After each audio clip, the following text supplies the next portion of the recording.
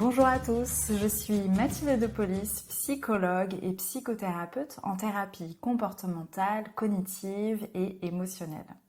Bienvenue dans Mouvement, le premier podcast pour décomplexer et parler librement de nos émotions. Un podcast qui nous met en action grâce à la libération de la parole autour de ce sujet qui nous concerne tous. Mouvement a l'ambition d'être un point de repère qui nous permette d'aller plus loin sur nos émotions. Let's move! Aujourd'hui, j'ai le plaisir d'échanger avec Margot Motin, illustratrice, dessinatrice et actrice de bande dessinée. J'ai découvert son travail alors que j'étais adolescente dans le magazine Mutine et je n'ai jamais arrêté de la suivre depuis. En 2008, elle crée un blog sur lequel elle dépose les illustrations qu'elle crée pour des marques et elle partage aussi des observations de sa vie avec beaucoup d'humour et d'autodérision. Suite au succès de son blog, elle sortira son premier album BD, J'aurais adoré être ethnologue. Et il y a quelques mois, elle a sorti Le printemps suivant, tome 1. J'admire son travail et plus personnellement, je trouve son évolution très touchante. Sa sensibilité, sa capacité à analyser ses choix de vie, se renouveler, s'entourer des bonnes personnes, mais également sa connexion à la nature sont des sujets qui me touchent tout particulièrement. Nous voici dans une forêt qu'affectionne Margot, où nous allons passer un moment ensemble, le temps d'une balade émotionnelle. Margot se confie librement et naturellement sur ses émotions et son cheminement. Elle revient sur son enfance, marquée par un certain nombre d'angoisses et de solitude. Elle nous confie son évolution, son travail sur elle-même et ses remises en question.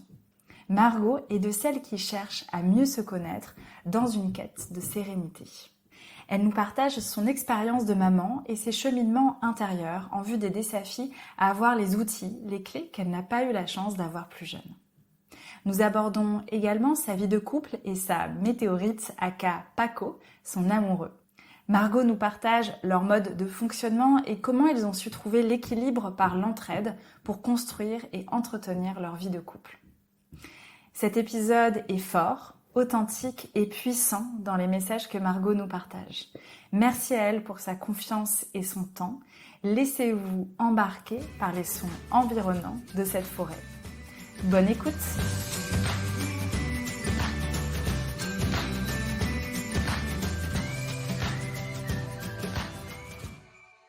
Merci beaucoup Margot de m'accueillir dans ta forêt, parce qu'elle n'a pas de donc je vais dire que c'est la forêt de Margot. Une des premières questions que j'ai envie de te poser, c'est de faire un petit retour en arrière et de repenser à la petite Margot. Laquelle? Alors, tu as grandi en Bretagne. Ouais, en partie. En partie, jusqu'à 8 ans, c'est ça? Jusqu'au fin CE1, donc fin oui, je CE1. dirais 8 ans à peu près. J'aimerais déjà qu'on revienne sur cette petite Margot en Bretagne.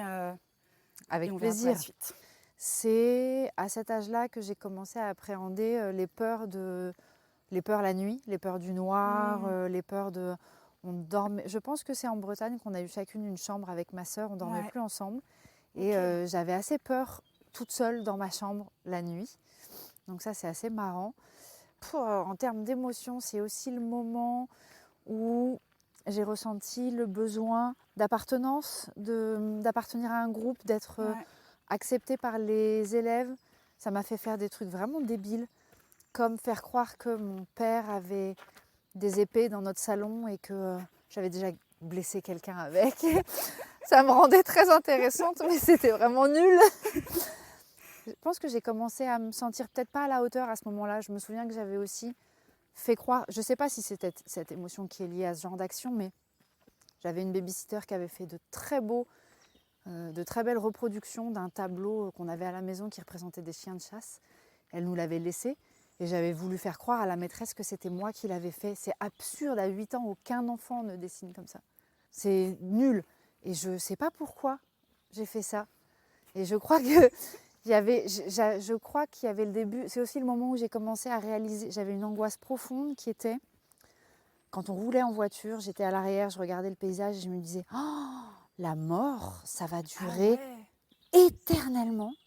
Ça veut dire qu'une fois que je serai morte, il n'y aura pas de fin à cet état de mort. Et ça me crée des angoisses mais prodigieuses. Donc je pense que c'est à peu près l'époque où j'ai commencé à angoissée, à avoir une peur de solitude, tu vois, des espèces d'émotions comme ça, un peu négatives, parce qu'avant, j'ai pas trop de souvenirs. C'est sympa pour commencer ce podcast. Et ouais, donc en fait, anxieuse. J'étais très anxieuse. Ok. Donc ça, on va voir au fil du podcast comment tu as évolué là-dessus. Ouais. Et après, tu as déménagé, alors moi, dans ce que j'ai lu, à Châtelet-Léal, à Paris. Ouais, le choc thermique a été un petit peu fort. Et là, et puis l'arrivée quelques années après au collège, du coup, à quelques années près. Donc là, ça a dû être un peu... C'était un peu violent, surtout que là, je t'ai parlé des émotions négatives que j'avais pu commencer à ressentir à cet âge-là, mais j'étais dans un écrin vraiment très protecteur de nature. C'était un tout petit village en Bretagne, dans le Morbihan. On était au bord de la mer. Okay. Et il y avait des moments de grande...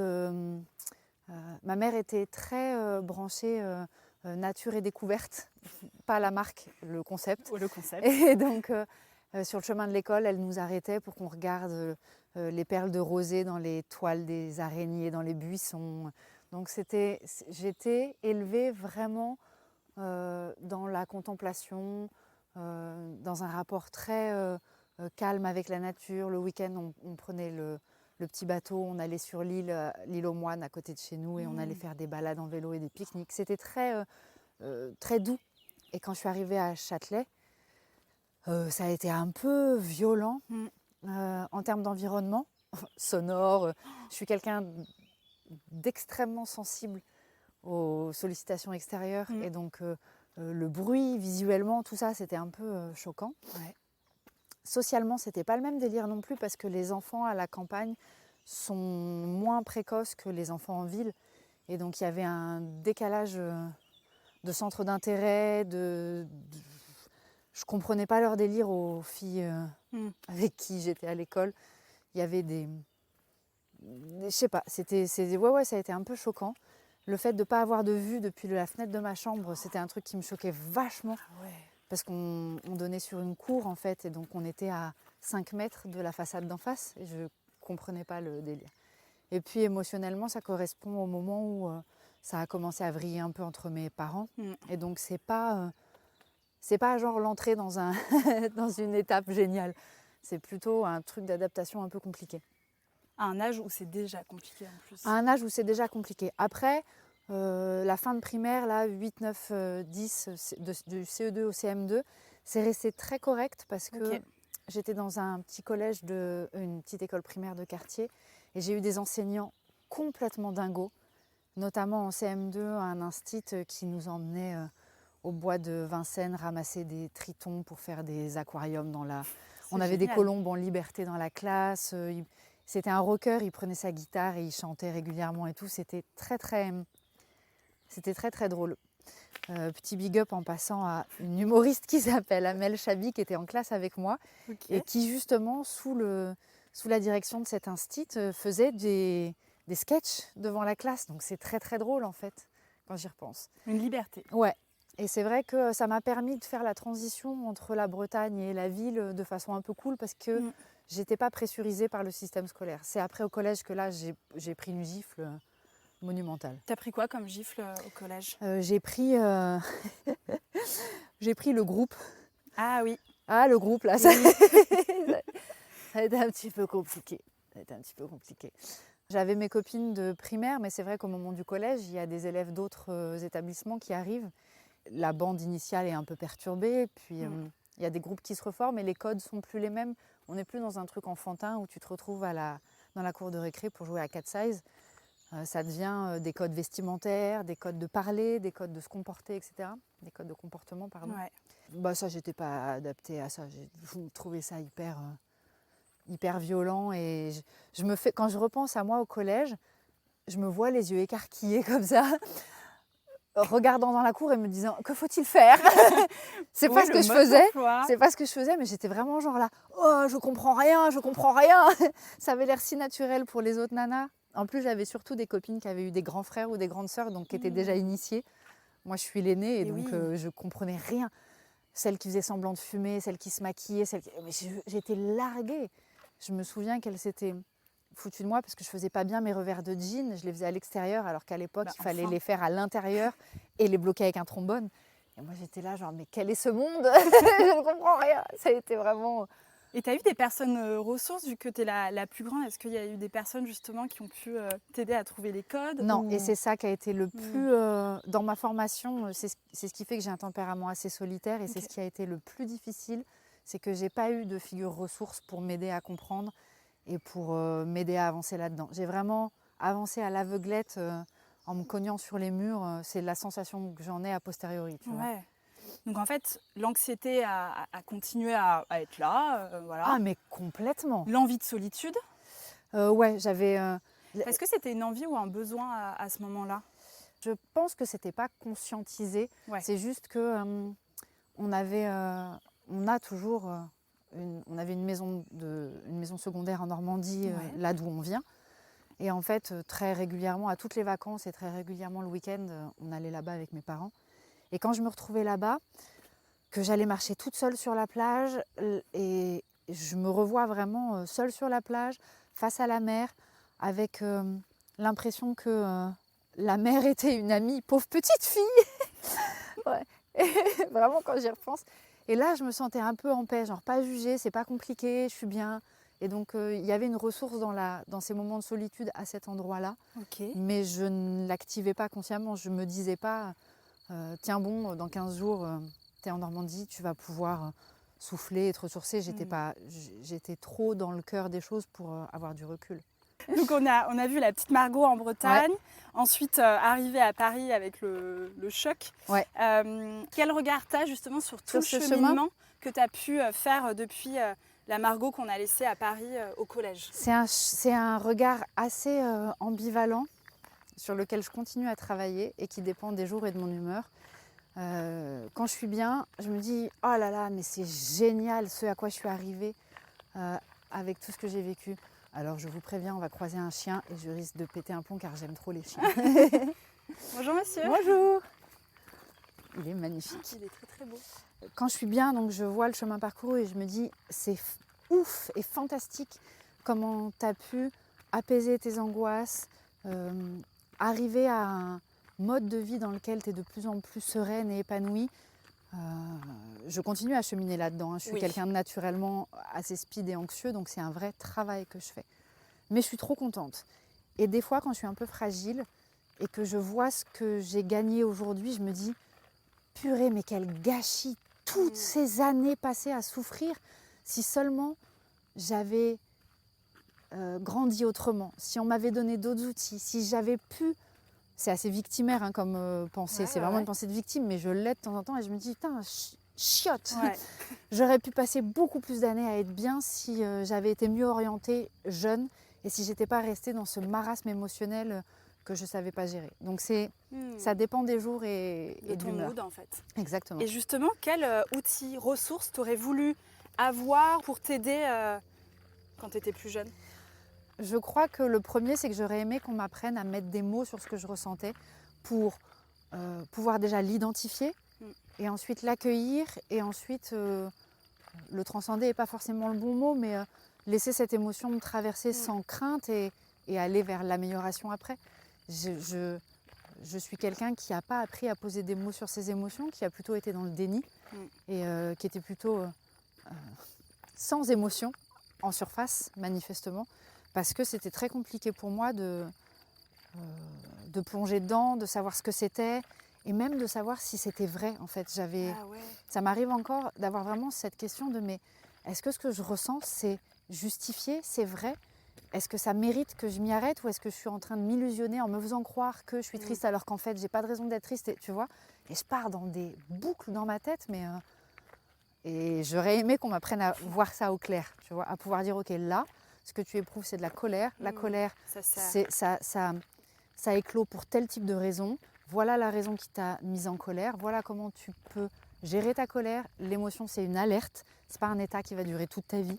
Écoute ce que ça te dit et vois. Tu vois, pour moi, les émotions, c'était des espèces de bains dans lesquels tu plongeais et dont tu n'étais pas sûr de ressortir. Donc, c'était hyper compliqué. On a cette croyance un peu du robinet avec la tristesse. Ouais. Attends, je ne peux pas laisser aller ma tristesse parce que si j'ouvre le robinet, il ne va pas arrêter de couler, ça va être horrible. Et moi, j'ai ça avec les émotions un peu de dépression, etc.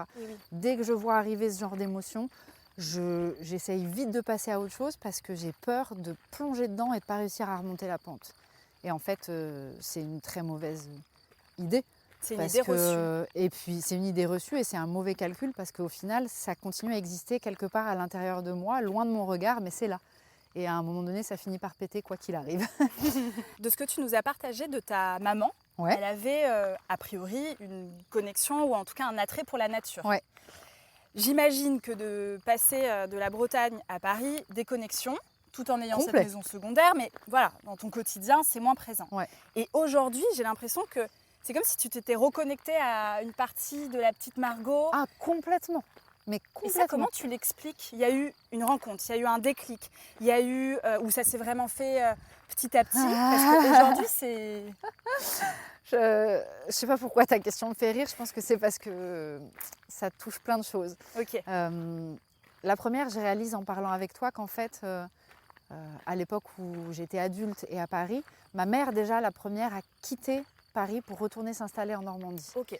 Et donc elle a fait ce premier trajet inverse. Et chaque fois que je venais chez elle, j'allais chez quelqu'un qui vit à la campagne, qui a ralenti son rythme, qui va faire son marché en vélo. Et donc à travers elle, j'avais déjà reconnecté à une certaine façon de fonctionner. Mais j'assimilais ça aux vacances. Je n'avais pas encore réalisé que ça pouvait être la vraie vie. J'étais très parisienne à l'époque et je ne me voyais pas du tout vivre en province. Et puis est arrivé, franchement, le truc qui est arrivé dans ma vie comme une météorite, une comète qui a bouleversé toute mon existence, c'est Paco, mon amoureux. Parce que lui, quand il est arrivé, ça a remis en question tout. Et quand il est venu s'installer ici au Pays Basque, pendant un an, on a fait des trajets. Ouais. Et en fait, mais nul, aucun intérêt. Paris me paraissait mais nul et débile. Quand je voyais que lui, sa fille faisait du surf, ils étaient à la plage tous les week-ends ou après l'école. Ils avaient une qualité de vie de dingue. Enfin, les premières fois que j'ai atterri au Pays Basque, j'ai été choquée par... c'est tellement irrigué ici, c'est tellement fort. Tout est grand, tout est verdoyant, tout est touffu. Ça m'a mis une grosse gifle. Et donc, je suis revenue m'installer ici. J'ai commencé par la ville, parce que je ne me voyais pas m'installer seule en campagne. Ouais. Et je te fais la version longue. Hein. Okay. Et on a eu un début d'histoire assez compliqué avec Paco. On s'est beaucoup séparés au début, etc. Ouais. Et lors d'une grande séparation qui vraiment devait être la dernière, genre on ne se remettra jamais ensemble, sur les conseils de copines du coin, j'ai été voir une médium. Sachant que dans la région ici, c'est extrêmement branché médecine alternative, médium, sorcière, coupeur de feu, magnétiseur. Tu vas plus voir ça qu'un médecin généraliste ici. Donc c'était assez facile. Oui. Et elle m'a dit un truc, entre autres, qui m'a vachement rallumée. Elle m'a dit, tu as une connexion très forte à la nature, mais attention, pas à la nature dans ta maison. Ce qui me semblait cohérent parce que je faisais crever toutes mes plantes. Donc au début, je ne pigeais pas ce qu'elle me disait. Elle me disait non, la nature, la vraie, dehors. Et ça a tilté quelque part. Et je me suis dit, ok, je vais y passer un peu plus de temps. Et petit à petit, j'ai fait ma première rando. Et puis, j'ai commencé à me balader de plus en plus. Et puis après, on s'est engagés l'un avec l'autre avec Paco et on a acheté une maison à la campagne. Et l'arrivée dans cette maison ici, ça a été vraiment l'ouverture complète à la nature puisque on a un jardin qui donne sur un champ sauvage avec un peu de bois au fond. Et on a vu notre premier renard, et puis les oiseaux, et puis en fait ça devient ton quotidien petit à petit. Moi, il semblerait que c'était basiquement très naturel pour moi parce que j'avais été élevée là-dedans. Et j'ai reconnecté avec ça et la joie en fait. Et c'est pour ça que tu parles d'enfant et c'est très juste. On fait une boucle parce que... Ouais, c'est très bien. C'est très juste parce qu'en fait, effectivement, quand je suis dans la nature, l'émotion principale, c'est la joie. Mais vraiment une joie. Ouais, c'est lié avec. Je ne savais pas que c'était une émotion, l'émerveillement, tu vois. Non, c'est pas une émotion. Enfin, c'est le genre... truc primaire, c'est la joie. C'est la joie. Oui, l'émerveillement, c'est plus de la surprise. Donc je pense qu'il y a un peu peut-être des... Il y a un mélange. En fait, il y a une joie issue de l'émerveillement, du sentiment de magie et du sentiment d'être parfaitement à ta place sans que ça ne soulève la moindre question. C'est-à-dire que moi, quand je suis dans la nature, je ne me pose plus de questions sur mon travail, mon couple, ma famille, les rôles que je joue, que je dois jouer, qu'on attend de moi. Il n'y a plus rien. Je suis un une parcelle de vie au milieu de parcelles de vie avec d'autres parcelles de vie. Et il n'y a pas... présent. Complet. Et Paco se moque de moi souvent parce que les premières années, quand je rentrais de balade, clairement, je rentrais, j'avais 5 ans. J'étais éméchée, des feuilles dans les cheveux, des bouts de bois plein les poches et un peu ivre de joie. Genre, ah, c'était vraiment trop bien. J'ai vu un héron, 2 cigognes et un rat musqué, c'est fantastique. Mais ivre de joie. Et petit à petit, à force de nourrir le manque qu'avait cet enfant intérieur, ça s'équilibre et la femme adulte peut profiter aussi un peu de la balade. Il y a un peu plus d'équilibre. Ouais, un peu plus. Et en même temps, qu'est-ce que c'est bon de retrouver cette déconnexion, cette part d'enfant. J'adore. J'adore. Avec le dernier album, Le Printemps suivant. Ouais. Donc le tome 1, là, qui est sorti il n'y a pas longtemps. Tu bosses sur le tome 2. Ouais. Et là, qui est, alors, je ne sais pas si c'est le bon terme, mais brut. Vas-y, parce que tu parles de ta relation avec Paco de façon brute. Ouais. Moi, c'est le mot que... Et tu vois, la première lecture, j'ai fait OK. Et du coup, j'ai dû le relire une deuxième fois parce que je trouve que tu n'es pas dans le superficiel, dans le « attends, tout beau, tout rose », le couple. C'est justement, tu vas au fond du truc et tu montres que un couple, ça se travaille, ça se cherche. Y a de la, voilà. Mes parents, ils ont été choqués par cet album. OK. Mais vraiment, genre choqués.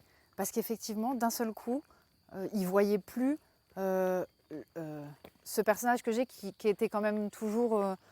qui s'en sortait quand même toujours vachement bien. Finalement, elle vivait des galères, mais elle avait le beau rôle, quoi. Ah ouais, autodérision à fond. Ouais. Et dans ce tome-là, j'ai pas le beau rôle, je suis vraiment relou. Je voulais... on a tellement galéré, ça a été tellement dur, et j'ai appris tellement des choses importantes et fondamentales. Quand je vois les couples autour de moi pour qui c'est difficile... Ouais. Parce qu'il y a quand même plus de gens pour qui c'est difficile le couple que pour qui c'est facile, je trouve. Ou en tout cas, c'est ceux qui s'expriment le plus. Et je voulais vraiment aborder ça. Et l'aborder, pas du point de vue de oh, le couple c'est dur, mais du point de vue de le couple, c'est 2 individus. Et sur les 2, il y en a un, c'est toi. Et toi, tu es responsable de ce que tu fais et de ce que tu mets dans le couple. Et se faire croire que c'est ton mec qui est chiant, c'est ton mec qui range pas ses chaussettes, c'est ton mec qui machin. Moi, je suis assez lasse d'entendre ces stéréotypes. Ça me fait rire 1 fois, 2 fois, mais je trouve que ça n'aide pas à trouver des solutions parce que c'est juste un camp qui renvoie la balle à l'autre en permanence. Et le couple, on est censé s'unir et avancer ensemble et pas se renvoyer la balle tout le temps en disant les mecs sont bordéliques, oui, mais les nanas sont ceci. Non, effectivement. Mon mec a plutôt une tendance bordélique, là où je suis super maniaque, ce qui donne l'impression qu'il est bordélique. C'est juste que moi, je suis super maniaque. Et j'avais besoin de passer par cette interrogation de soi et de mais qu'est-ce que je mets en fait ? J'ai l'impression que ça ne marche pas, mais ce n'est pas juste une fatalité. Le couple n'est pas une entité comme ça qui décide pour nous. Si ça ne marche pas, c'est que moi, je fais des choses qui font que ça ne marche pas. Qu'est-ce que c'est ?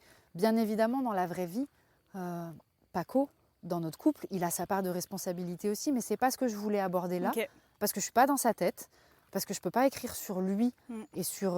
Alors après, ça apparaîtra un peu plus dans le tome 2, ça va se rééquilibrer, mais le tome 1, c'était vraiment... j'avais besoin de partager ça et de montrer ça, surtout qu'aujourd'hui, sur les réseaux, ce que je renvoie, qui est quand même majoritairement vrai, mais quand même, c'est ça se passe super bien, on a un super couple, etc. etc. On a travaillé comme des oufs pour ça. Et j'avais besoin vraiment de partager ce truc. Quand les nanas me renvoient des messages derrière, il y en a qui sont passés à côté parce que c'est brutal et c'est pas ce qu'elles attendaient. Et c'est forcément une lecture, si tu la lis vraiment, qui te remet en question obligatoirement. Dans des trucs où tu n'as pas forcément envie de te remettre en question. Donc c'est pas évident. Mais celles qui l'ont pris et qui me répondent en me disant que waouh, elles ont pu voir certaines de leurs limites et commencer à s'interroger sur elles et leur couple, je me dis bingo. Parce que c'est le début pour pouvoir voir ce qu'on change et ce qu'on améliore. Tu dis on a travaillé dessus, mais du coup vous avez bien dû mettre des choses en place, en parler, un des premiers outils, c'est la communication. Est-ce qu'il y a quelque chose qui vous a aidé ou qui vous aide encore au quotidien justement pour construire ce couple ? Vraiment, la communication et se dire la vérité, ça a été notre mantra et ça l'est encore. C'est pas toujours facile parce qu'à soi-même, on se dit pas toujours la vérité. Donc c'est dur. Ce qui nous a beaucoup aidé à une époque où on était vraiment en difficulté, ça a été de passer par une tierce personne et d'aller voir quelqu'un qui nous a servi de médiatrice, qui était une thérapeute qui s'occupait un petit peu de tout le monde dans la famille. Et elle, on a été la voir en binôme pour qu'elle nous aide et ça a été assez fracassant comme expérience parce que moi, je vais parler juste de moi. Oui. J'étais persuadée d'être dans mon bon droit et j'étais persuadée que ce que je voyais de notre couple, ce que je ressentais de notre couple, c'était la vérité. Et que c'était moi qui avais raison, c'était Paco qui s'était mal comporté, c'était lui qui n'était pas juste, c'était lui, c'était lui, c'était lui. La première fois, une des premières fois où on s'est posés tous les deux, qu'on a raconté nos versions et que la nana m'a regardée en me disant « Margot, tu déconnes ?» Et que j'ai compris. Mais vraiment, ça m'a choquée. J'étais là genre, merde, si elle le dit, c'est une femme, c'est notre thérapeute, et elle dit que c'est moi qui déconne, ça veut dire qu'elle a raison. Ça veut dire que depuis le début, je fais genre c'est lui alors que c'est moi. Ça a été une claque. Mais en même temps, ça a été le début du trajet parce que c'est là que j'ai pu comprendre que je détenais pas la vérité. Et que son interprétation à lui, ce qu'il vivait, ça pouvait s'ancrer aussi dans une vérité et qu'il fallait que je respecte ça et qu'on avance en fait chacun en fonction des deux vérités. On a tous les deux, à partir du moment où on a ressenti et vécu les choses, on a tous les deux raison en fait. Ça revient à l'idée qu'il y a un travail à faire sur soi, se remettre en question, mettre des mots, essayer de comprendre au maximum, Ouais. d'en faire quelque chose, Ouais. et ensuite en parler à la personne, dire bah écoute, là tu m'as dit ça, moi j'ai compris que, a priori j'ai pas bien compris. Toi en fait, quel était le message que tu voulais me transmettre t'imagines quoi. si on pouvait faire ça. Et ça marche pas toujours, hein, parce Non. que quand tu dis ça, mais qu'il y en a un des deux qui veut quand même faire la gueule, ou que ça, parce que le conflit ça se fait à deux. S'il y en a un des deux qui veut pas, c'est très compliqué. Mais idéalement, c'est le truc à faire, effectivement. Si on pouvait se dire, ok, j'ai compris ça, ça a généré ce genre d'émotion, d'où ma réaction, mais je comprends que j'ai dû me tromper, qu'est-ce que tu as voulu dire ou qu'est-ce que tu as ressenti toi? Ah, tu as ressenti que je te trahissais en disant ça? Ok, pourquoi? C'était pas mon intention. Tu sais, communiquer quoi. Et oui, et qu'on a tous des blessures, on a tous des Et failles, bah ouais.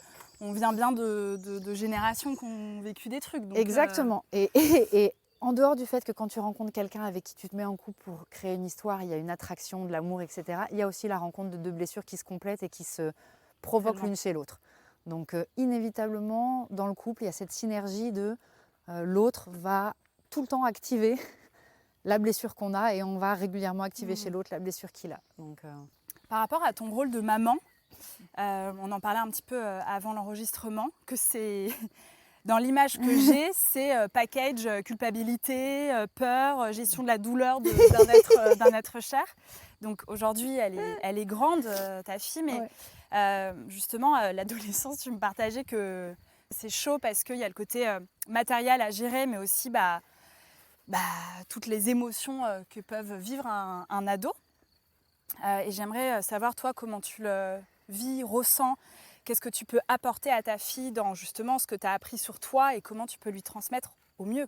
et ouais, sachant que je ferai ce que je peux et que comme la génération qui vient est toujours plus développée que la génération précédente, à un moment donné, elle trouvera que ce que j'ai fait n'a pas suffi. Mais non, tu l'acceptes? Oui et non. Ouais. En fait, tu vas voir, c'est pervers. Quand je m'apprête à l'accepter, il y a une voix dans ma tête qui dit « T'es pas obligé de subir des schémas. D'où te vient cette croyance? Juste du fait que c'est ce que tu crois avoir vécu jusque-là. C'est pas obligé. C'est pas parce que tout le monde te le dit ou que tu l'as ressenti toi vis-à-vis de tes parents que ça va se passer comme ça. Il n'y a pas de fatalité. Tu peux réinventer la façon dont les choses vont se passer. Donc j'y crois sans y croire. Tu vois. Alors encore une fois, c'est des choses dont on parle beaucoup avec Paco. Et dès qu'une de nos filles a une difficulté, on en discute vachement tous les deux parce que forcément, le parent qui est... C'est l'avantage de la famille recomposée. Le parent qui est concerné, émotionnellement, ça vient taper sur des trucs personnels, des blessures personnelles, des souvenirs, des émotions personnelles, des schémas personnels, et c'est un peu difficile de se dépatouiller. Le deuxième parent, c'est pas son enfant. Et donc il y a un recul qui peut apporter. Donc on fonctionne beaucoup tous les deux là-dessus pour pouvoir justement sortir l'autre d'un truc trop émotionnel et le ramener à quelque chose d'un peu plus juste. Ok. Mais clairement, on parle beaucoup avec nos filles.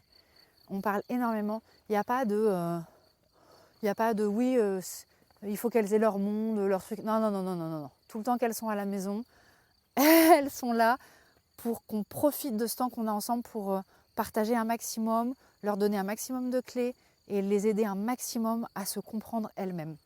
Je ne crois pas qu'en les laissant enfermées dans leur chambre à gérer elles-mêmes leurs émotions, ça va les aider à se comprendre. Donc on parle beaucoup. Des fois, moi, je je pousse ma fille. Tu vas la chercher. Je vais la chercher.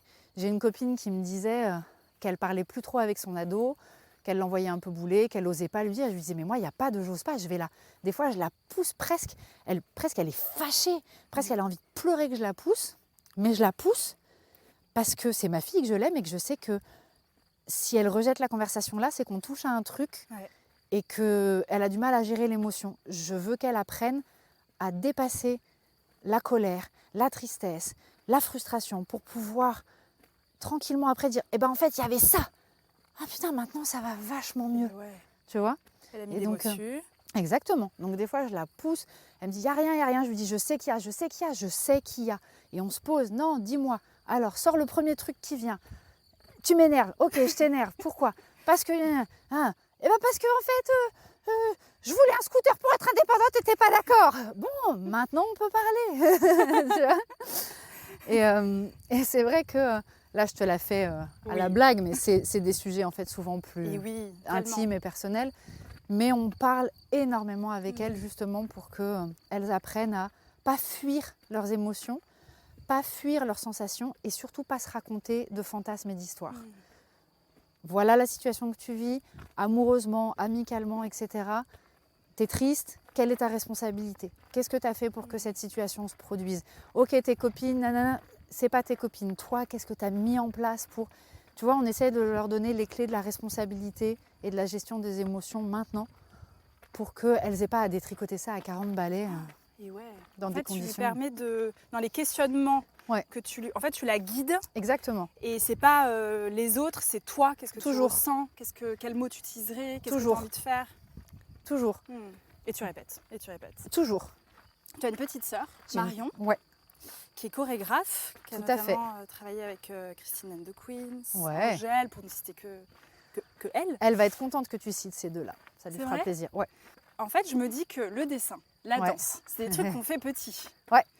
Et je trouve que toutes les deux, vous avez fait un métier passion. Tout à fait. Mais qui vient de quelque chose de votre enfance. Ouais. Je me dis, il y a une liberté. Il y a une liberté dans l'éducation qu'on vous a donnée.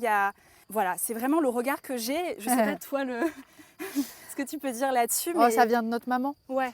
Notre maman a une âme d'artiste profondément, qu'elle n'a pas pu exploiter pleinement dans sa vie. Okay. Et je pense que c'était hyper important pour elle que nous, on puisse... Elle y croyait, hein, ça posait pas de... Il n'y avait pas de restriction pour elle, c'était évident qu'on pouvait être artiste, tu vois. Elle a évolué dans ce milieu-là et tout. Elle nous a jamais dit, genre, c'est compliqué, tu peux pas...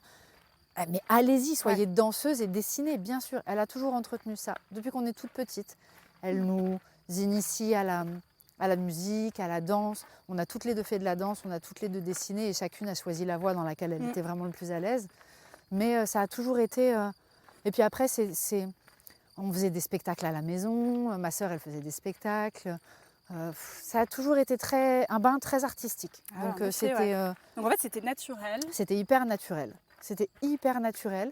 Elle nous a jamais calés dans des chemins d'études relous. Mon père a essayé un peu plus, mais ils étaient séparés et on vivait avec ma mère, donc elle a eu gain de cause. Okay. Par contre, lui nous a apporté des choses très importantes à ma sœur et à moi. C'est que lui, il est très cartésien et très carré.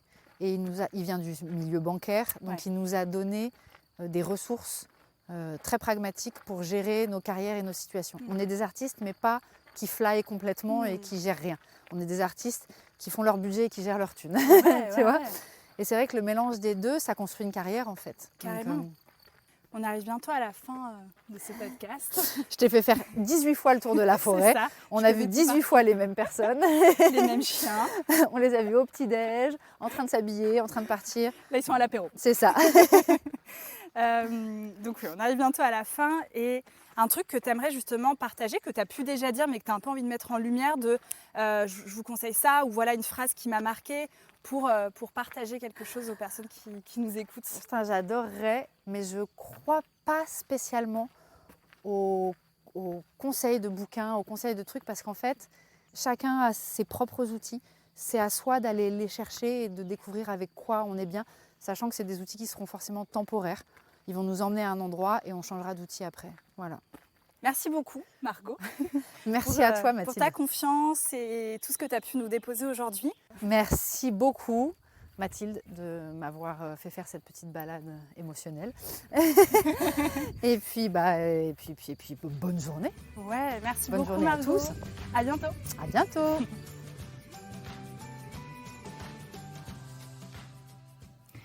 Merci d'avoir écouté cet échange avec Margot Motin. Je vous propose maintenant de revenir sur les points importants qu'elle a pu nous partager et d'aller plus loin en vous proposant certains outils ou certaines réflexions. Margot nous partage qu'elle a manqué de références étant jeune et qu'elle aurait adoré qu'on lui donne les clés pour identifier, comprendre et appréhender au mieux chaque émotion. En effet, nous sommes nombreux dans cette situation. L'idée est de prendre le temps de respirer, de s'écouter et d'identifier quelles émotions on peut être amené à ressentir. Voici les émotions primaires. La peur, la colère, la tristesse, la joie, le dégoût et la surprise. Avoir en mémoire l'existence de ces 6 émotions peut déjà vous aider. Alors, respirez et écoutez. L'émotion est une alerte, cela ne va pas durer toute ta vie. Eh bien tout à fait, c'est comme la météo. La pluie pourrait représenter la tristesse, elle est là pendant un moment, mais elle ne va pas rester indéfiniment. Plus on repousse nos émotions, plus elles prennent de la place. L'idée est donc de les accueillir pour les laisser passer. Écoutez ce qu'elles ont à nous dire, car oui, chaque émotion est comme un message, à nous de les écouter. Que ce soit dans sa relation amoureuse avec Paco ou avec sa fille, Margot nous partage l'importance de partir de soi. Si nous donnons toujours la responsabilité à l'autre, alors nous n'avançons pas. La première étape est sûrement de se remettre en question, de travailler sur soi, de se connaître, nos failles, nos forces, pour ensuite aller vers l'autre. Une dernière chose qu'elle met en avant. Les parents ont souvent cette croyance qu'il faut laisser tranquille un ado. Eh bien, selon Margot, pas forcément, ou en tout cas pas totalement. C'est vrai, l'ado en crise va vous repousser pour plusieurs raisons, mais il a besoin de vous. Aidez-le à mettre des mots sur ses émotions. Mais pour mieux le guider sur ce chemin, peut-être devriez-vous commencer par faire le chemin vous-même.